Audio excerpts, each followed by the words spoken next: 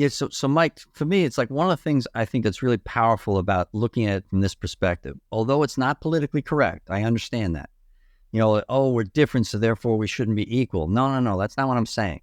What I'm saying is what you don't want to do is you don't want to violate science for your best of intentions.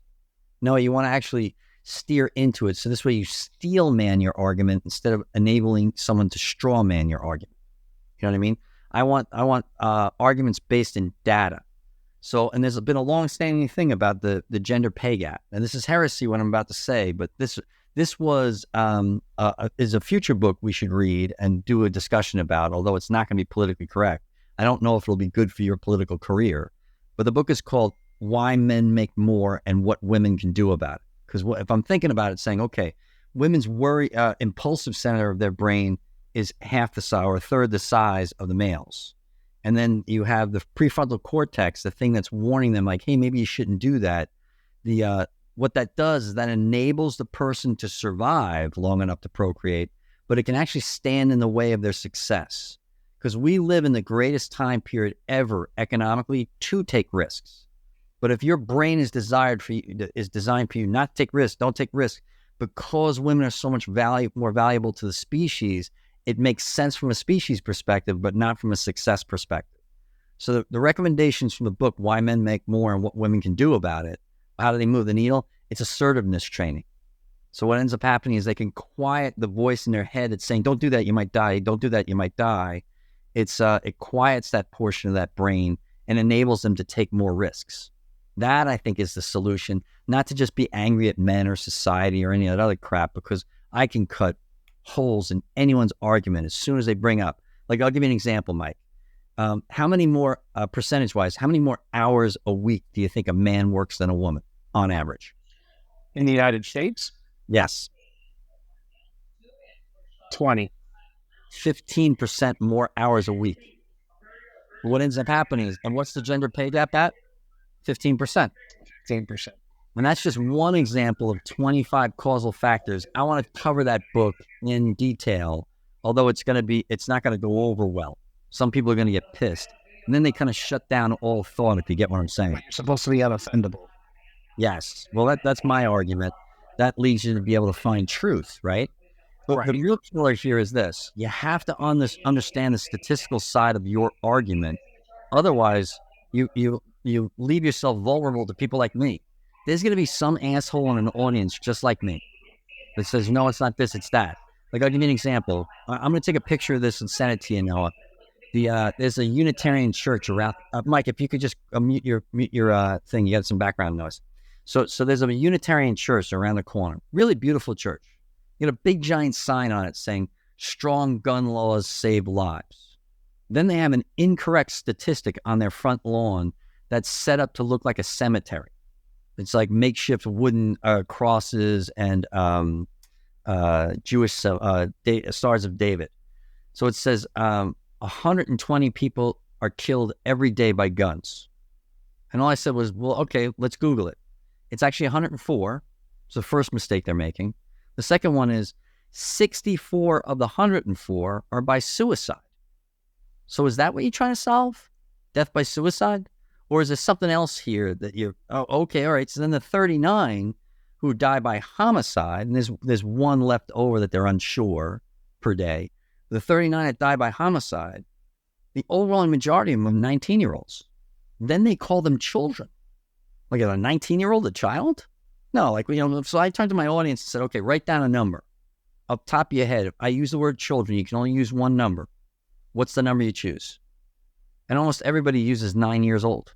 That's a child, right? So when you plot out the bell curve on it, 9 years old is the peak age, not 19. And then when you get in the weeds on it, it's mostly gang-related violence. Well, where are the guns coming from? You know what I mean? And if we have strong gun laws, and they're usually in cities that have strong gun laws, so I'm not saying, I'm not a gun nut. What I'm saying is, if you're going to build an argument, do it statistically literately. Make sure that your numbers actually add up from multiple sources, and they're readily available. You get what I'm saying? So it's like, I'd be a believer in stronger gun laws if it's for the mentally ill. Let's reduce suicide. And I think, for example, on on that, then we could look at it in terms of the mental health aspect, which, maybe we use Luann's books as a basis point, because the fact is, you just gave a profile without getting into what the thought was in my head about Parkland. So I worked crisis communication for the sheriffs here in Broward County post Parkland. And what was most interesting was that the profile of the shooter is, unfortunately, the profile of what we have seen across the country, whether it's within a certain age bracket, history of problems, of issues getting along with other children, or basically with anyone, mental health, etc. So I actually got to tell you, and this coming from someone who is a Democrat, I actually appreciated how the Republican-led legislature and the Republican governor responded to it. I know that Democrats, most of them, wanted assault weapons bans, and I understand that that's a way to approach it. But I also know that what they ended up doing is not something that you should just discard. There's red flag laws.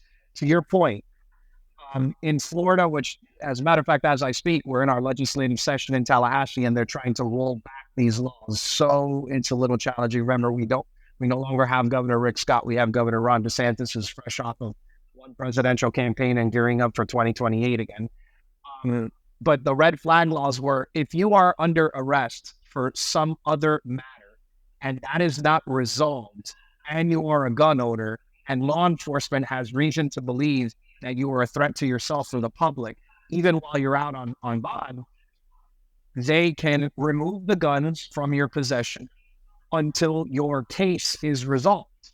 Yeah. I mean, there's a lot more to it, but the fact is, I think it's based off of a profile. It's a mental profile. Most of them are men.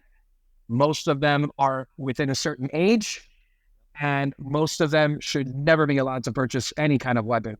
But the fact is, there's no central database that can control that, and then we get into civil rights issues, et cetera, et cetera. But that profile is what they need to put together, or we basically have. But that's what I think needs more addressing than anything. And, I don't disagree with that. Now, bear in mind, I'd like to eventually, when we get the subscriber base up high enough, I'd like to be able to interview someone that's on both sides of that argument, but not from like a religious fever like you see on like maybe Bill Maher. It's more like, okay, because here's the dilemma that I see. It's not a male-female issue, although I'd like to finish strong on her book, but because it's coming up right now, because it's kind of logical too, the CDC was defunded from studying death by gun violence. That to me is corruption, right? So that's people like being underhanded about it. Like, what are you so afraid of? Why shouldn't scientists be able to study this in a dispassionate kind of way so we can move the needle on things, reduce suicide? Because like one of the things she talks about in the book. Now, this is a synthesis of her theories and Jonathan Haidt's theories. So he's a moral psychologist at NYU. We'll cover his books too. He's my second favorite author. So right behind Steven Pinker. The argument is that teenage female suicide rates are up the highest they've ever been. They're up 75% in the last 6 years. Now, what's the culprit? It's not guns there, but it's social media. And why is that? It's because, according to her and Jonathan Haidt, females are significantly more sensitive to social comparison than males. So what that means, and what is social media? So, and to me, it's like, if your industry is making billions off of killing kids, you need to be regulated. So the only politician I see that's actually talking about this out loud is Senator Blumenthal out of Connecticut. I believe that man needs to be supported. Now, I don't even know if he's a Democrat or a Republican. I don't care. He's a Democrat who has been launched into fame really nationally. They obviously knew him in Connecticut, but because of Newtown, Connecticut, and what took place there, that massacre, which was heartbreaking. All of them are, but especially when they're 5 and 6 year old babies. They're not. I don't even think that you can categorize them as children at that point. They're just babies. Yeah, toddler. And his state, because there was no national ban, his state took action. Connecticut did, even though he's a senator in Washington, the U.S. Senate. he encouraged his state legislature to take action within there, which I think is ultimately where this is going in terms of politics and regulation. Ultimately, I think you're going to have a state by state regulation, very much like Roe v. Wade being overturned. You're going to have state by state regulations on access to abortion, and it'll be the same with gun laws. I have very little hope that you're going to have federal legislation that changes all policy in 50 states. I just don't see it. I think you're right on that, because what it comes down to is the United States is 5 times more violent than any other Western democracy. So even when you're looking at whether it's Black Lives Matter or what have you, the deal is we already start out as 5 times more violent than any other country. Now, if you consider, okay, we have liberalized gun laws compared to every other Western democracy, and the amount of deaths that come from it are pretty minuscule. Like we're talking infinitesimal. The idea, though, is like, hey, how do we reduce school shooters? How do we reduce suicides, especially teenage female suicides? In that case, it's not guns. I think what that means is we have to de-algorithmatize social media. But get this, according to Jonathan Haidt, it's all the way up to 17-year-old girls. Like, you remember the book that we covered 2 podcasts ago, The Canceling of the American Mind? The co-author named Ricky Schlott, she was an NYU freshman in a female dorm. She was all the girls started to compare self-harming scars. She was the only girl in the entire dorm that had not hurt herself. So you sit back and look at it and go, man, this is just torturous. So what can we do about it? And frankly, teenage female suicide rates, that's freaking tragic. We got to do something. Here's the other part, though. Look, we talk about, for example, the left on gun laws and how maybe we can call left-leaning, politically speaking, brain reacts to gun laws. Well, in Florida, we're basically run by right-leaning, politically speaking brains in Tallahassee. They're trying to ban right now, speaking of social media, they're trying to ban access to social media platforms in the state of Florida for anyone 16 and under. So yeah. It's like both sides. I mean, I don't want to say both sides because of the fact that I don't even believe we have 2 political parties anymore. We have factions that come together into 2 big tents, but obviously they're not all Republicans are in line with Trump or with even their own Speaker of the House, which we saw that happen earlier this week. And the same thing with Democrats. You have the progressives, you have the more Biden centrists, et cetera, et cetera. But what you see is they react in similar ways to something that they find just so deplorable. So on the left, we'll look at gun violence. On the right now, they're looking at social media for a lot of reasons. I think many of them are still very concerned with their self-regulation and who can actually be on there until Elon Musk bought Twitter and redid the algorithm, renamed it X, whatever it may be. But I think they're jabbing back at social media. But the point is, they are just as reactionary, because you're not going to take every gun off the street. You're not going to take it out of homes. And especially the statistics I've heard is north of 95% of gun owners in the United States are responsible. And you never have to fear that they are going to go out and commit some kind of violent act using their firearm. And now on the other end, it's social media. Well, if you're 16 and under in the state of Florida, we don't want you to have access to it.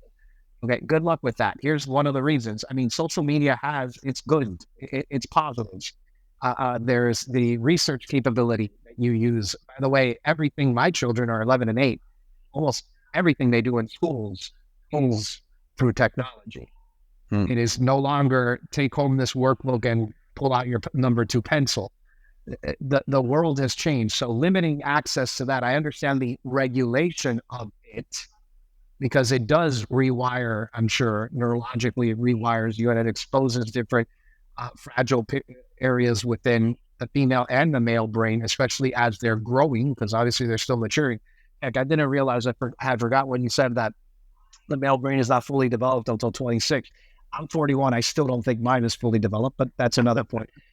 I feel like we're reactionary. That might be part of, and I know that we're talking about both sexes in different political corners right now, but does that have an impact? And that's something I'd love to see where we get into the righteous mind. We're going to cover that one next, the righteous mind. So I was in Baltimore, just to get back to the female brain, and this chair that I'd spoken for, I've actually spoken for him 6 times. Ed Robinson, he's probably the best chair in the country, just an unbelievable human being too. But he's so his group, they had a jeweler in there, and he allows the members to bring in their trade associations to hear the speakers.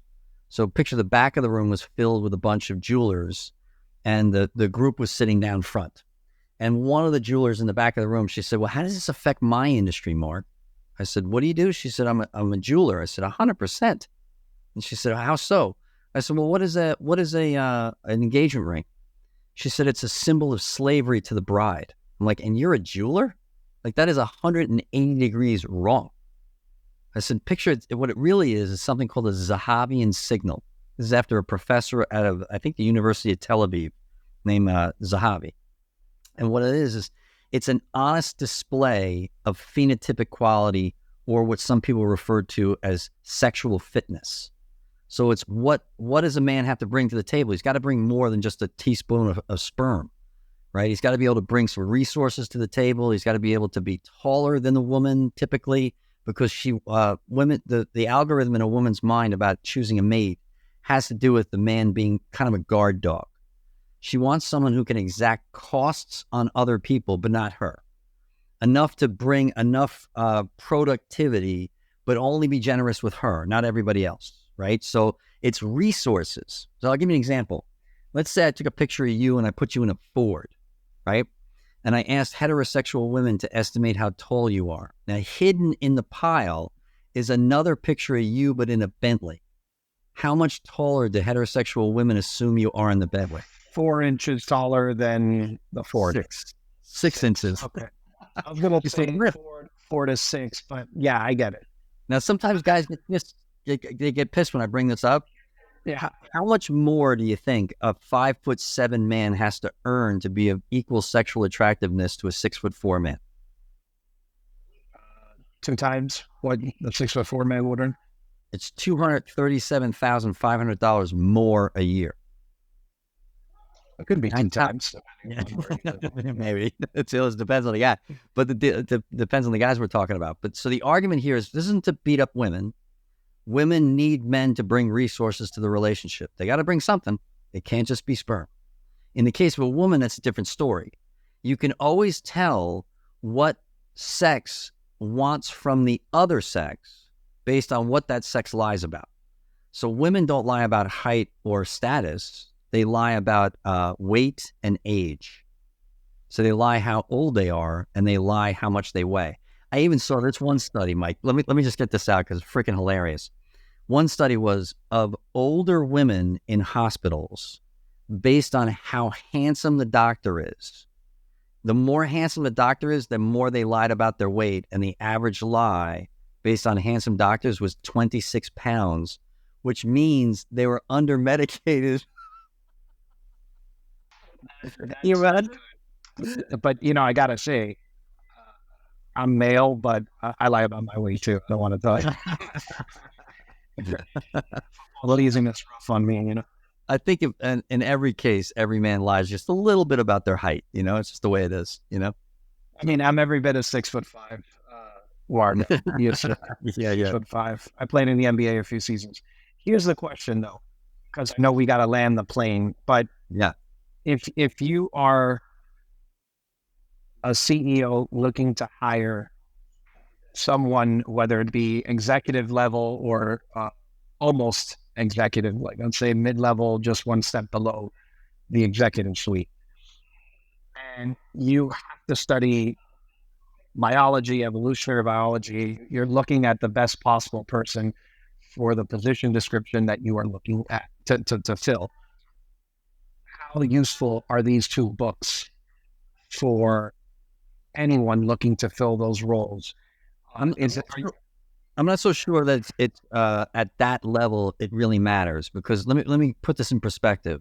The one thing I miss about chairing is something called the VCG. It's the Vistage Chair Group. Now, I gave up chairing so I could speak more, because my speaking went from like 10 times a year to 100 times a year, but I missed the Vistage Chair Group. And the reason why is because the collective wisdom in that room was astounding. Now, I was the youngest chair in the country. I was only 42 years old when I first started chairing, so I knew to shut up. on top of it, if you looked at my resume and compared it to all their resumes, it was like, one of these things is not like the others. You know what I mean? I look like a scrub next to these dudes. But the two that standing out the most to me were actually two female chairs. One is Norma Rosenberg. Now, I call her the Jewish Gandhi, right? She's about this tall. So if she was on camera right now like I am, all you'd see is a puff of white hair like this, right? But she would drop wisdom bombs like a feather, like a dainty grandmother dropping a wisdom bomb, but the wisdom bomb hits the ground like a grenade. She said something to me that it still stays with me. She doesn't even know it. Like, she's such a Jedi master in all of this wisdom that she's accumulated. She doesn't even know what she's imparting on other people. Like, she's unconsciously competent. And the other one is Jeanette Hobson, much taller, both about the same age. And I noticed, like, when women were coming up in that ranks, they could not force themselves on the road like they do now. So this is just a trend I'm seeing. Male arrogance is on the decline. So 15 years ago, at least one man would have an outburst in a meeting with me once a month. So like, call it like 1 in 8 meetings. Every once in a while, really rare, I'd run into an arrogant chair. It just happened actually in December for the first time. That guy sucked. But I know 600 chairs and they're freaking phenomenal. Unbelievably humble, unbelievably wise. So in the case of the membership, the men, and I think it's kind of a reaction to the Me Too movement.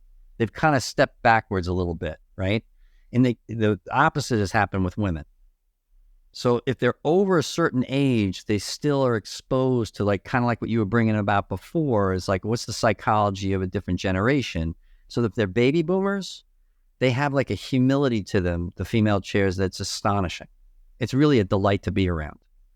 The young female members and young female chairs, they leave a lot to be desired.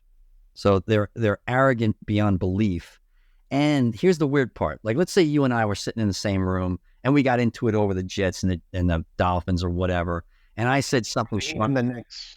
They're eating the Knicks. So, and I said something sharp to you, I could lose my teeth. So there's like kind of a social, what would you call that? Corrective device between men. I like my teeth. I think you like yours. So we're not going to step out of line with each other. There is no socially way to correct a woman who's off the rails. And I tell you, it's a drag. Like, I'm going to explain this to you, like, exactly. I'm going to quote this woman exactly. I'm in the Research Triangle in North Carolina. And I said, what countries had the greatest advancements in female empowerment in the last decade? She goes, it's not the United States. It was like a 10 on the tension scale. And what do I do as a resource speaker? You use her as a cautionary tale. So I didn't confront her head on. I just turned to every audience I've spoken to since and said, do you think that woman was open to being wrong? And nobody says she's open to being wrong. Not even the staunchest feminist would say so. She's not. So that means she's arrogant. The dilemma is there's no way to cure that. Like, you're arrogant, I can take you out to the woodshed and slap you around out of love, vice versa, right? Perfectly acceptable for that to happen. You can't do that with a woman. The only thing you can do is ostracize them. And that's a dilemma. So I see that in this next generation, and it has me concerned. We come in like a record. You're getting into canceling. You're moving more into canceling. I'm not sure it's just canceling. That's certainly something. And that is what Jordan Peterson talks about. It's a very feminine way, a form of aggression. Because I said something wrong earlier in this. Women and men are equally aggressive. The aggression shows up differently. In men, it shows up physically. In women, it shows up in reputation assassination, reputation destruction, gossiping, and innuendo. So, and that's what canceling really is. It's a very feminine way to. It can also go through social media channels. Yeah, but so it scales on social media. But there are men who are like, remember the bell curves overlap. So there are men who are acting a kind of nasty, feminine kind of way. They like try to tear you down. Like I actually got the first negative review on Amazon about my second book. And I'm telling you, I was psyched. It was actually really well written. I got my first 1-star rating, and he called me Bud a bunch of times. But all he did was just try to assassinate my character as if I'm a white privileged person. So therefore, I can't see truth in the world because of my privilege. So what I'm arguing is like, I don't even think he read the book, Because what he was actually doing, ironically, was proving my point of the book about what that's really like with the Walking Dead, you know? So, and what it comes back to is, if I come back to her work, what I love about it is I'm the seventh seven. I got 4 older sisters. I was raised by 4 women and my mother, 5. And they would but they would behave in ways that didn't make sense to me. 2 of them, just like ridiculous. Like, one was just perpetually angry, and she would make bold statements like that woman in the research triangle. And then one of the other ones go, yeah, you're right. And then they all acted like they had scientific consensus. Where meanwhile, it was like, no, that was a bold virtue signaling statement, and you're an idiot. So there was no science behind that, no data behind it, no nothing. So, but to understand the fact of where does that come from and how can we cure it? So, and that's not, I'm not saying repress women or push them down or anything like that. It's how do we encourage them to actually build an argument that makes more sense for their side? Or in the case of this jeweler, is to recognize what is an engagement ring. It's an honest display of devotion by the man. Why is that necessary? Because men don't bring enough to the table when it comes to sexual reproduction. We got to bring more. We got to be willing to share with them 30% of our salary that year, proving our devotion. And then, this is the top part, it never ends. You have to reassure them on a regular basis that they're still the one, they're still the one, they're still the one, they're still the one. And I put myself in a bad situation. I actually talked to Noah about this, our producer. That's his mother, is who I'm referring to. And I got her a Tesla last year for her birthday, and then got her a new engagement ring situation for Christmas. I don't know what to get her. So Noah suggested, he goes, hey, why don't you get her the male brain so she'll know how stupid you really are? That's not a bad idea. I think Melvin's onto something. I will tell you, it is eye-opening, because you can't necessarily label why you act a certain way, they act a certain way, why you have the emotions or the feelings that you have. But it's just, once you read it, either the female or the male brain, once you read it once straight through, you're going to find yourself going back into it and saying, it made so much sense when I did something stupid to it. So let me see why that is. Am I 26? Is my prefrontal cortex fully developed? You'll figure that part out, but I would recommend it, both of them, especially because they're such easy reads, and you really can't misunderstand.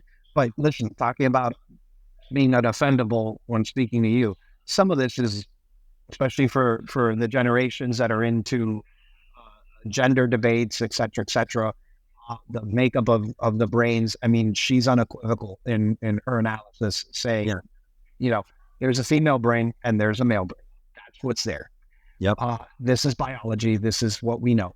And so that you kind of, if you're easily offended in that, on those issues, the makeup of the brain, then you better be prepared. Buckle up. Yeah. Well, and, personally, I like when my paradigm is challenged on a regular basis, but let me give you a couple of anecdotes about this. So I've got 4 sons, right?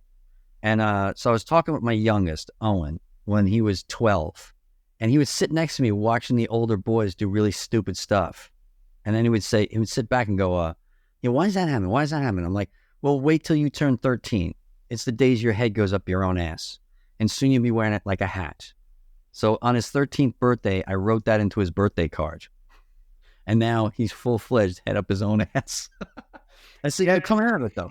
You come out of it around 26 or so. And then even then, you kind of fall back in every once in a while. You know what I mean? So it's like, when I try to describe it, I'm like, I tell my audiences, I said, look, I got 4 boys under 26 now, right? My oldest just turned 26 yesterday. And I said, and they're loud and they're smelly. That's just kind of how it goes. Yeah, mine is 11, my boy. So around 13, I better be ready. Because that's, I guess he's going to have a new hat on. But yeah, I think you're going to have a tough time. I think you're going to have a tough time with your daughter. From what I understand, from what I remember reading from her book, it's like the drama of a teenage girl is probably 3 to 5 times a teenage boy. We don't get teenage boys right in our expectations, Yeah, and one thing I will say, this is outside of your C-suite, the folks that you speak with and the folks that I work with. The fact is, if you're a parent of 1 child or 5, it's helpful, especially as someone who's a parent to young children like I am. It's helpful to see, especially as you're looking how they develop from adolescence upwards, and why do they act this way? Well, there's actually a biological explanation for it. And again, very easy to read, and but easy to read, but backed up by data, Yeah. backed up by research. Well, it's There it totally is. worthwhile. By the way, this was a runaway bestseller. They turned it into a movie, and that's what enabled her with Whitney Cummings. That's what enabled her to write the Male Brain. And if you want to, if you're not really much of a reader, the Male Brain's a nice, light, easy read. It's 116 pages long. All right. Thanks for watching, everybody. Easier. We'll end on that note.